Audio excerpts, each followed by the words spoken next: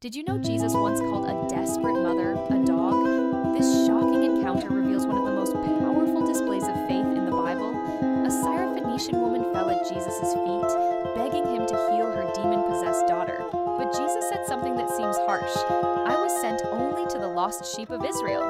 It's not right to take the children's bread and throw it to the dogs. Most people would have walked away offended, but this woman, she had incredible wisdom. She replied, "Yes, Lord, but even the dogs eat the crumbs that fall from their master's table."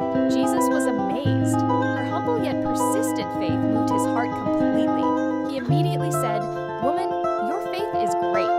Let it be done as you wish." At that exact moment, miles away, her daughter was instantly healed from the demon. This mother's story shows us that persistent faith and humble wisdom can move God's heart even when circumstances seem impossible. Sometimes what looks like rejection is actually God testing the depth of our